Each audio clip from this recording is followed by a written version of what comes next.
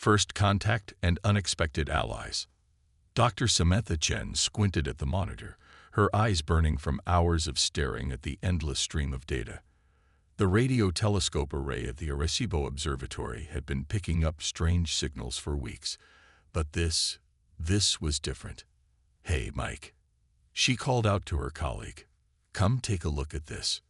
Dr. Michael Okonkwo, bleary-eyed from his own marathon data analysis session, stumbled over to Samantha's workstation. "What have you got?" "I'm not sure, but—" Samantha's voice trailed off as she manipulated the 3D representation of the signal. "It's not random. There's a pattern here."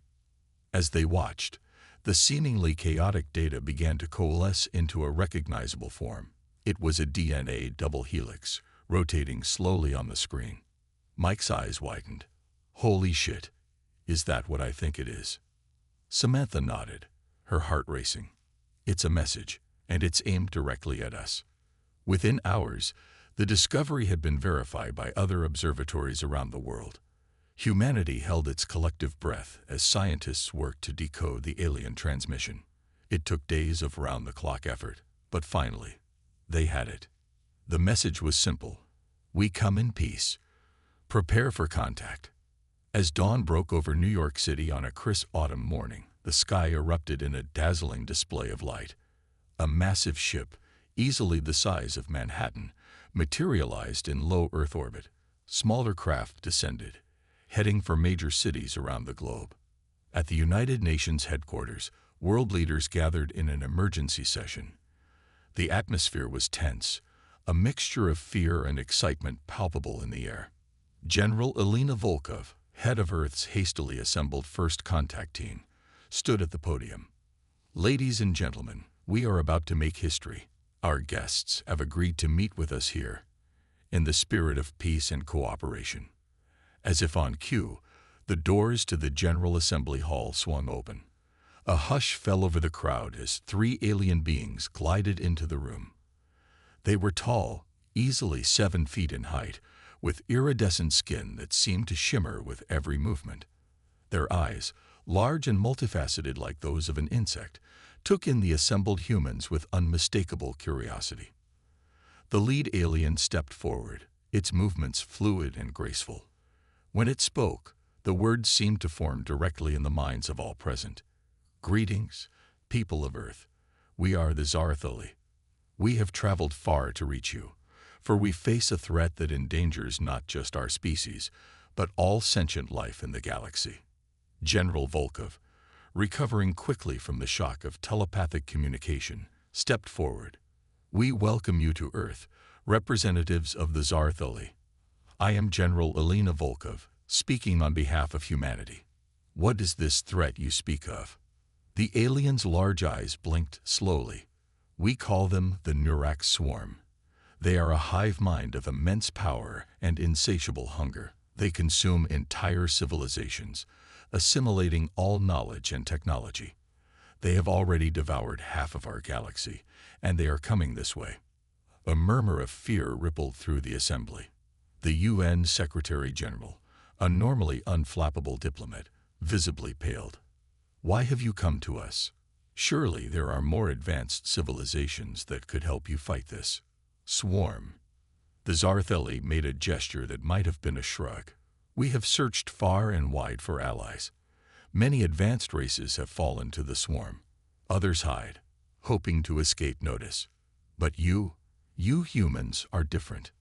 Dr. Samantha Chen, who had been invited to the meeting as part of the scientific advisory team, couldn't contain her curiosity.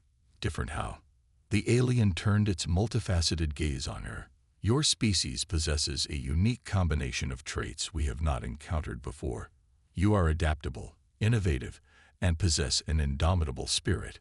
More importantly, you have something the swarm has never encountered: individuality within unity."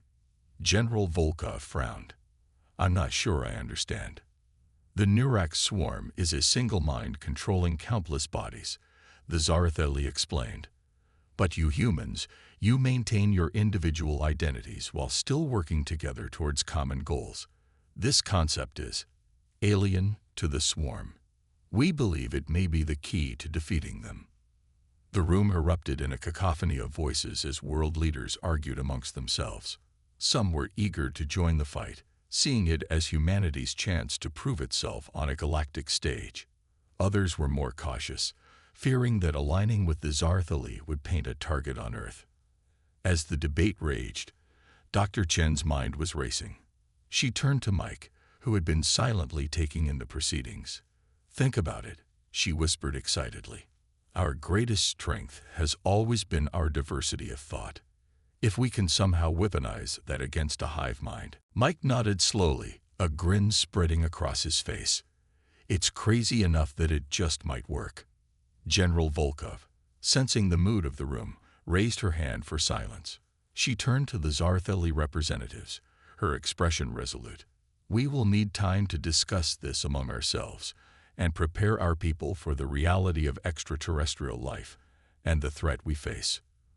But know this, humanity does not shrink from a challenge. If this Nurak swarm threatens all sentient life, then we stand ready to fight." The lead Zartheli bowed its head in what seemed to be a gesture of respect. "We understand. We will return to our ship and await your decision. But I urge you to act quickly. The swarm approaches, and time is not on our side." As the aliens departed, leaving the world leaders to their heated discussions, Samantha felt a mix of terror and exhilaration. Humanity had dreamed of first contact for centuries, but no one had imagined it would come with a call to arms against a galactic threat. She looked out the window at the Zartheli ship hovering over the New York skyline, its sleek form a stark contrast to the familiar human architecture. Whatever happened next, she knew that nothing would ever be the same. The next few weeks were a whirlwind of activity. As news of the alien visitors and the impending threat spread, the world teetered on the brink of chaos. But in true human fashion, people adapted quickly. Fear gave way to determination as governments and private organizations alike mobilized for the coming storm. Samantha found herself at the heart of a new international task force, working alongside the brightest minds from around the globe and their Zartheli counterparts. Their mission: to find a way to defeat the Nurak swarm. As she pored over the data the Zartheli had shared about their encounters with the swarm, a pattern began to emerge. The hive mind, for all its power, had a fatal flaw. It couldn't comprehend or predict true randomness. "It's like a hyper-advanced computer," she explained to the joint human-Zartheli science team. "It can process incredible amounts of data and make predictions based on patterns, but introduce genuine chaos into the system." The lead Zartheli scientist, Silos, finished her thought. "And the swarm's ability to adapt is compromised." Fascinating. But how do we weaponize this concept? Mike, who had been scribbling furiously on a whiteboard, spun around with a wild grin. "I've got an idea. It's completely insane, but hear me out." As he outlined his plan, Samantha felt a surge of hope. It was audacious, unprecedented, and quintessentially human. For the first time since learning of the Nurak's threat, she allowed herself to believe that they might actually have a chance. The fate of Earth, and perhaps the entire galaxy, hung in the balance. But as Samantha looked around at her fellow humans and their new alien allies, all working tirelessly towards a common goal, she knew one thing for certain. Humanity was ready to fight. The hive mind invasion begins. The skies over Earth's major cities had become a constant spectacle of light and motion. Zartheli ships moved in synchronization with human aircraft, a dance of two species united against a common threat. On the ground, the scene was no less extraordinary. Alien technology meshed with human infrastructure as the planet transformed into a fortress. Dr. Samantha Chen stood on the roof of the newly constructed Planetary Defense Headquarters in Geneva, watching as another group of Zartheli ships entered Earth's atmosphere. Despite the imminent danger, she couldn't help but feel a sense of wonder at how quickly humanity had adapted to the presence of their alien allies. "Penny for your thoughts." The voice belonged to General Elena Volkov, who had become a close friend and confidant over the past months of frenzied preparation.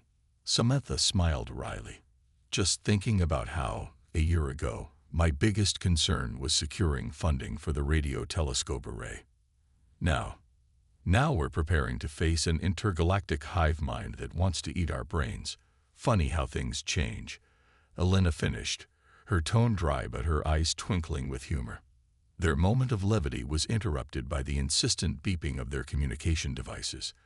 The message was brief but chilling. Multiple anomalies detected at the edge of the solar system. It's them. The Nurak swarm had arrived.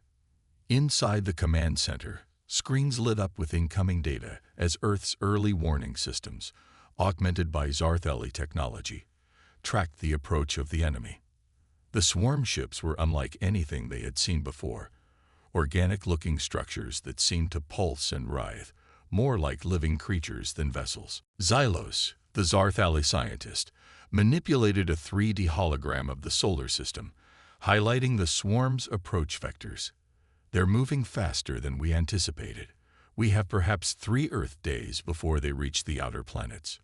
General Volkov's face was grim as she addressed the assembled human and Zartheli leaders. Then we stick to the plan. We meet them at Jupiter. We cannot allow them to gain a foothold in the inner solar system. As the room erupted into a flurry of activity, Samantha felt a hand on her shoulder. It was Mike, his usually jovial face now etched with determination. "Time to see if our crazy idea works," he said softly. Samantha nodded, her throat tight. The plan they had devised was audacious, relying on a combination of Zartheli technology and human unpredictability. They called it Project Chaos, and it was humanity's best hope for survival. The next 72 hours were a blur of last-minute preparations and tense waiting.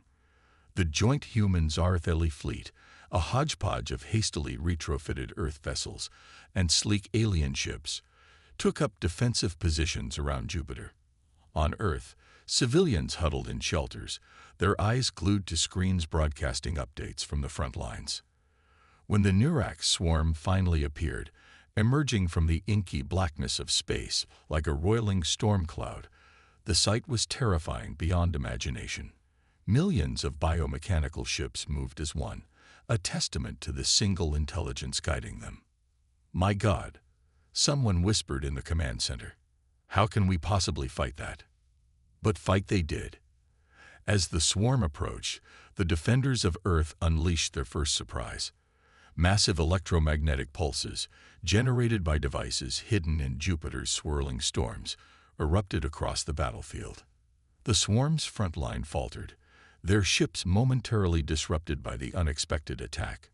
Taking advantage of the confusion, the human Zartheli fleet struck. Fighters darted between the larger ships, their pilots executing maneuvers that seemed to defy the laws of physics. The Zartheli had been shocked to learn that humans routinely entrusted the operation of complex machines to single individuals, but now they saw the advantage. Each human pilot was a wild card, their actions impossible for the hive mind to predict. But the Nurak swarm was not so easily defeated. As the battle raged, the hive mind adapted, its ships beginning to anticipate and counter the defender strategies. The electromagnetic pulses became less effective as the swarm developed countermeasures. In the command center, Samantha watched the battle unfold with growing dread. "It's learning too fast," she muttered, her fingers flying over holographic controls as she analyzed the data streaming in. "We need to introduce more chaos into the system." That's when Mike's voice crackled over the comm system. He was on one of the human ships at the front lines, overseeing the deployment of their secret weapon. "Sam, we're ready to activate Project Chaos. But you should know, there's a good chance this is a one-way trip for us out here." Samantha closed her eyes, fighting back tears.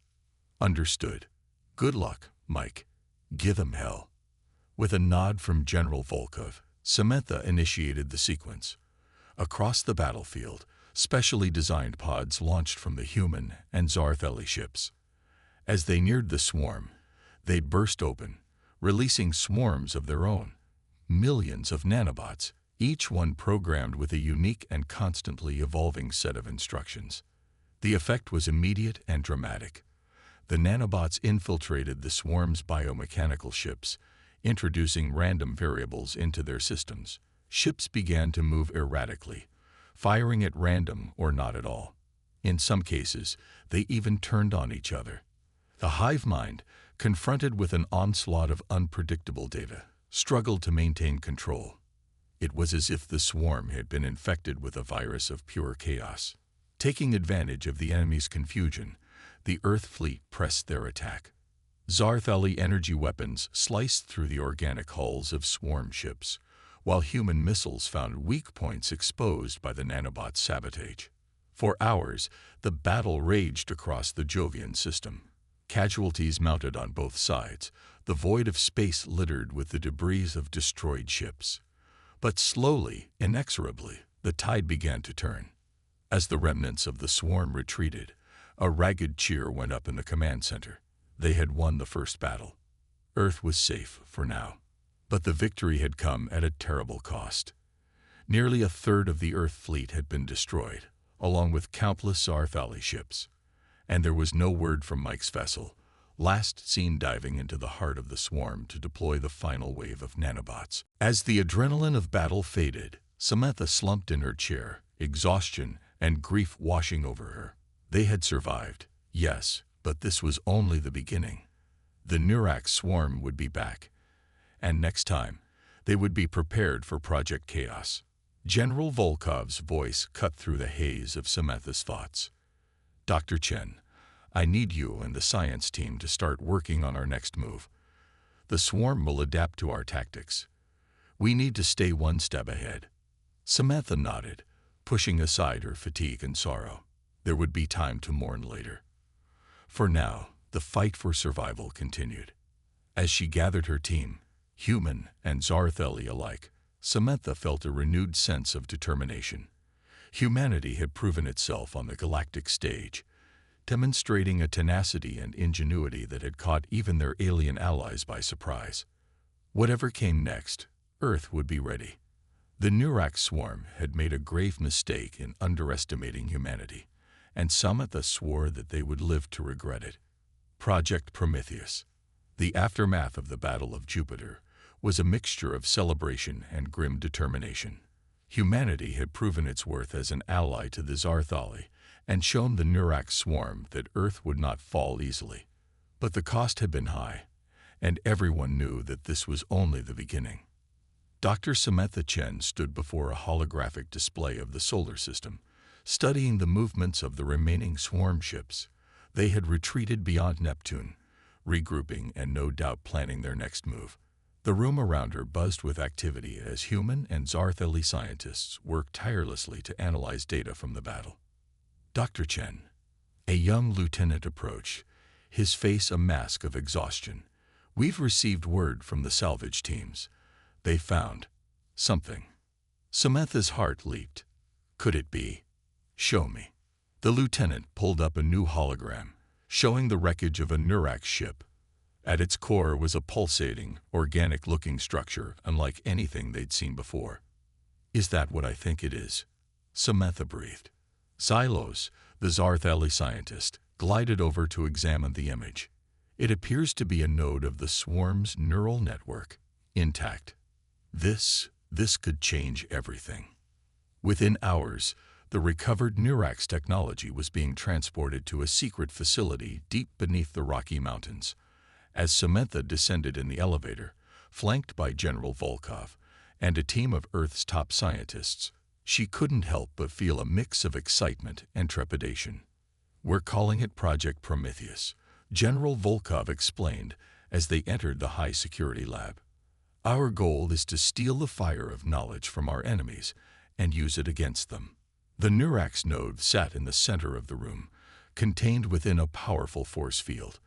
It pulsed with an eerie, otherworldly light, tendrils of biomechanical circuitry reaching out as if searching for a connection. Be careful, Xylos warned, his multifaceted eyes fixed on the alien technology. The hive mind may still have some connection to this node. We must not allow it to access our systems. For weeks, the team worked around the clock, probing the secrets of the Nurax technology. They made breakthrough after breakthrough, each discovery bringing them closer to understanding the true nature of their enemy. But as they delved deeper into the alien neural network, tensions began to rise within the Human-Zartheli alliance. Some of the Zartheli, led by a scientist named Vexler, argued for a more aggressive approach, wanting to use the Neurax technology to create a counter-swarm that could match the enemy's numbers. "We have the opportunity to beat them at their own game," Vexler insisted during a heated debate. "Why hold back?" Samantha shook her head vehemently. "Because we risk losing everything that makes us who we are. Our individuality, our creativity. That's what's given us the edge so far. If we try to become like the swarm, we've already lost." The argument raged on, with both humans and Zartheli taking sides. General Volkov watched the proceedings with growing concern, knowing that a fracture in the alliance could spell doom for both their species. It was during one of these tense meetings that alarms began blaring throughout the facility. Samantha rushed to a nearby console, her face paling as she read the incoming data. "The node," she gasped. "It's activating." In the main lab, the Neurax technology had come alive, its pulsing intensifying as it reached out with tendrils of energy. The force field containing it flickered and strained against the onslaught. "Shut it down," General Volkov ordered, but it was too late. With a burst of blinding light, the node breached its containment. Waves of energy washed over the assembled scientists, both human and Zartheli. Samantha felt a searing pain in her head as alien thoughts and images flooded her mind. For a moment, chaos reigned. Then, as suddenly as it had begun, it was over. The node went dark, its energy spent in that one massive burst. As the dust settled and medical teams rushed in, Samantha struggled to her feet, her mind reeling from the experience. Around her, she saw her colleagues in similar states of confusion and disorientation. But something had changed. As she looked at Silos, she realized she could sense his thoughts, not as clearly as spoken words, but as impressions and emotions. A quick glance around the room confirmed that others were having the same experience. What happened to us?" someone asked, their voice shaky. Vexler, who had been closest to the node when it activated, stepped forward. His eyes seemed to glow with an inner light.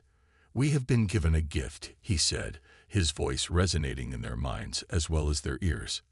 "The knowledge of the swarm, but filtered through our own consciousness. We are connected, yet still individuals." The implications were staggering. They had inadvertently created a hybrid consciousness, combining the interconnectedness of the swarm with the individual identities of humans and Zartheli. As the team began to explore their new abilities, Samantha felt a surge of hope. This could be the key to defeating the Neurax swarm, a way to match their unity of purpose without sacrificing the diversity of thought that made them strong. But with this new power came new dangers. Not everyone affected by the node's energy burst handled the change well. Some struggled to maintain their sense of self amidst the flood of shared consciousness. Others saw it as an opportunity to exert control over their fellow beings. The next few days were a whirlwind of activity as they raced to understand and harness their new abilities. General Volkov, ever the pragmatist, immediately saw the military applications, a fighting force that could communicate instantly, sharing information and coordinating actions with unprecedented efficiency could be the edge they needed against the swarm. Samantha, however, was more interested in the scientific implications. With their minds linked, human and Zartheli scientists made leaps of understanding that would have taken years to achieve otherwise. They began to unravel the deepest secrets of swarm technology, finding weaknesses and potential countermeasures. But time was running out. Long-range sensors detected massive swarm activity at the edges of the solar system. The enemy was gathering its forces for another attack, and this one promised to dwarf the Battle of Jupiter. As the Earth-Zartheli alliance rushed to prepare, Samantha found herself at the heart of a daring new plan. They would use their new hybrid consciousness to create a virus. Not a physical one, but a mental construct designed to infiltrate and disrupt the swarm's hive mind. "It's risky," she explained to the War Council, her words accompanied by flashes of complex calculations and simulations shared directly mind to mind. "We'll need to get close enough to the swarm's main neural node to introduce the virus. But if it works, we could shatter their unity and leave them vulnerable." General Volkov nodded, her mind already formulating battle strategies. "It's our best shot. But who's going to deliver this virus? It would be a suicide mission." A familiar presence touched Samantha's mind, and she turned to see Mike entering the room. He had survived the Battle of Jupiter after all, rescued from the wreckage of his ship days after the fighting had ended. Now he stepped forward, his jaw set with determination. "I'll do it," he said simply. "I've got a score to settle with these hive-minded bastards." As the council erupted into discussion, finalizing the details of their desperate plan, Samantha felt a complex mix of emotions: fear, hope, determination, and something else she couldn't quite name. The fate of Earth, of the Zartheli, of all individual consciousness in the galaxy, would soon be decided. The final battle was approaching. Project Prometheus, born from the fire of Mirak's technology, was about to face its ultimate test, and humanity, standing alongside their alien allies, prepared to fight for the right of all beings to think, dream, and exist as unique individuals in a vast and uncaring universe. The battle for Sol. The solar system had become an eerie battleground, silent yet teeming with tension. Earth's combined fleet, a mix of human and Zartheli vessels, held a defensive line at Mars' orbit. Behind them, the blue jewel of humanity's homeworld gleamed, a reminder of all that was at stake. In the CIC, Combat Information Center, of the flagship Prometheus, Dr. Samantha Chen stood before a holographic display of the battlefield. Her mind, linked to those of her fellow officers through their shared hybrid consciousness, processed vast amounts of tactical data in real time. "They're here," she announced, her voice barely above a whisper. The sensors lit up as the Mirak swarm poured into the solar system. It was an armada beyond imagination, millions of bioships moving as one unstoppable tide. The sight was enough to make even the bravest heart quail. General Elena Volkov, her face etched with grim determination, stepped forward. "All ships, battle stations. This is not a drill. I repeat, this is not a drill." As klaxons blared throughout the fleet, Samantha felt a familiar presence touch her mind. Mike, aboard a specially modified stealth ship, was preparing for his critical mission. "How you holding up, Sam?" His thoughts carried a mix of nervousness and excitement. Samantha sent back a wave of reassurance, tinged with her own anxiety. "Just stay focused and stay alive. Okay. We've got one shot at this." The plan was audacious, borderline insane. While the main fleet engaged the swarm, Mike would pilot his ship through the chaos, aiming for the central node ship they had identified. Once there, he would deploy the mental virus they had developed, a chaotic burst of individuality designed to disrupt the hive mind. As the distance between the two armadas closed, an eerie silence fell over the CIC. Then, with a thought from General Volkov, all hell broke loose.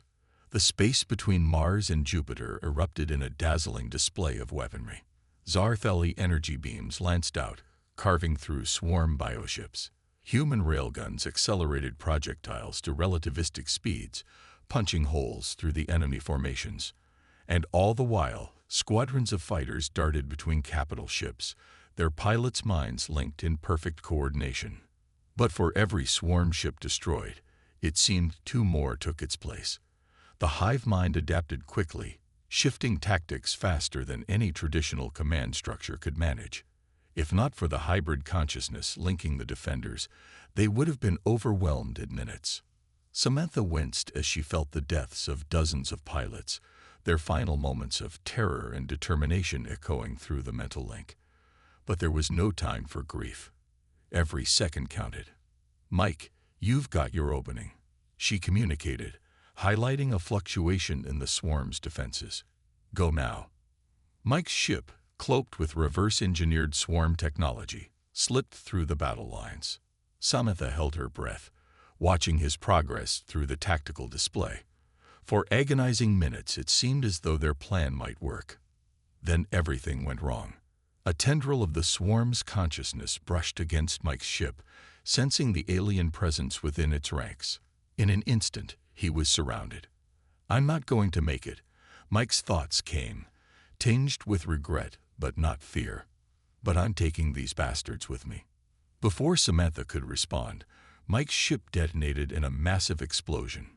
The blast, fueled by an experimental quantum reactor, tore a hole in the swarm's formation. For a moment, the hive mind's control faltered, confused by the sudden loss of so many of its nodes.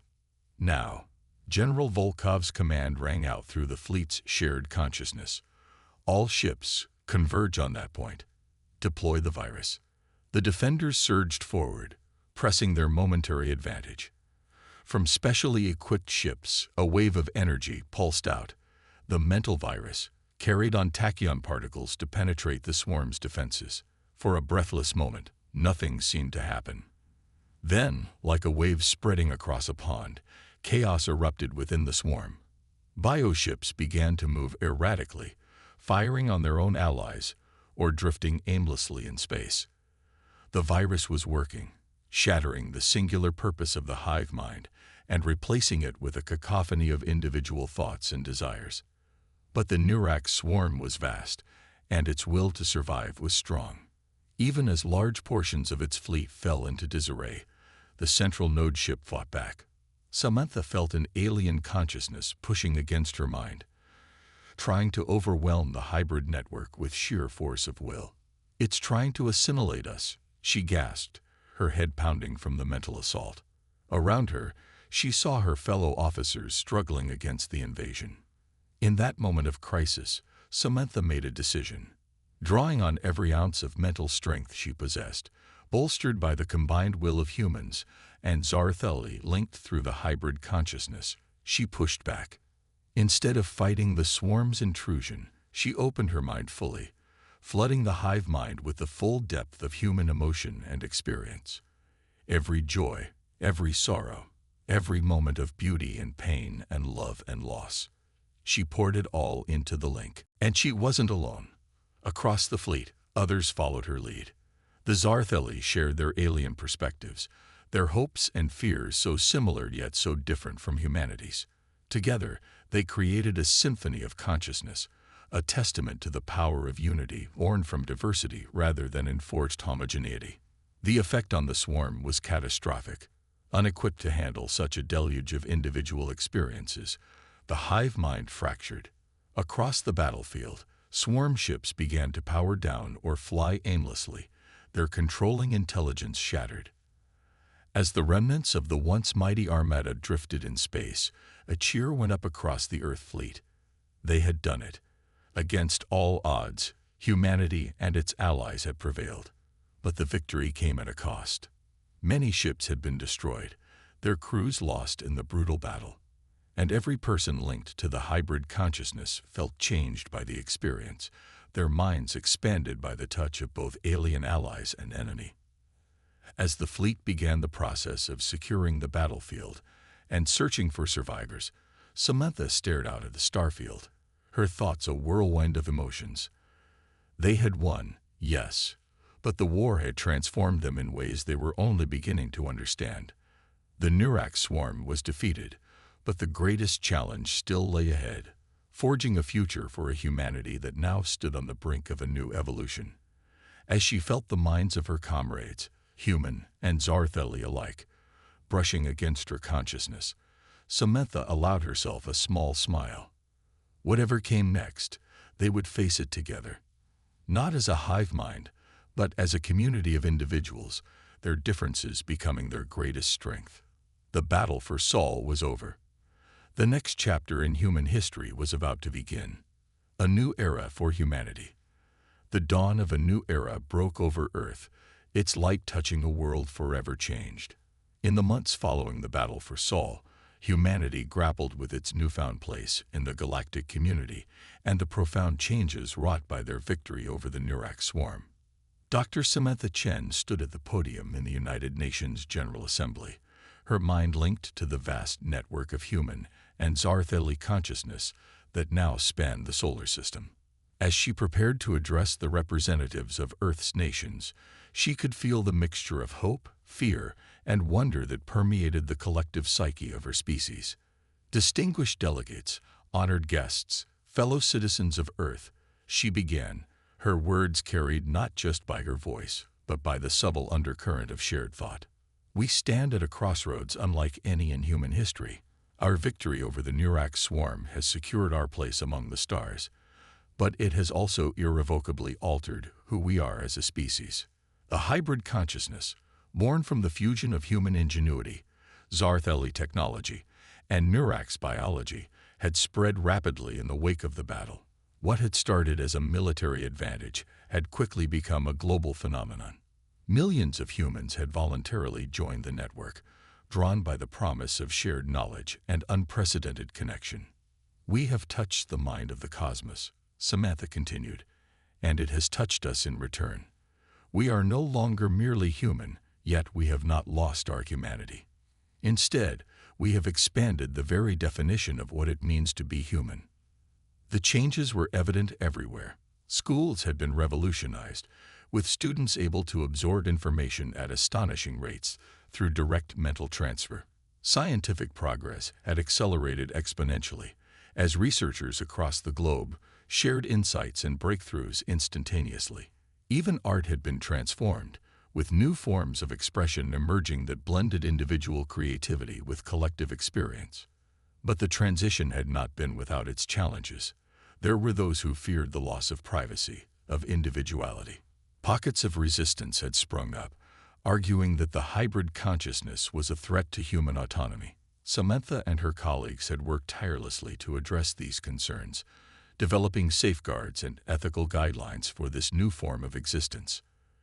We must remember, she emphasized, her words resonating through the mental link, that our strength lies not in uniformity, but in diversity.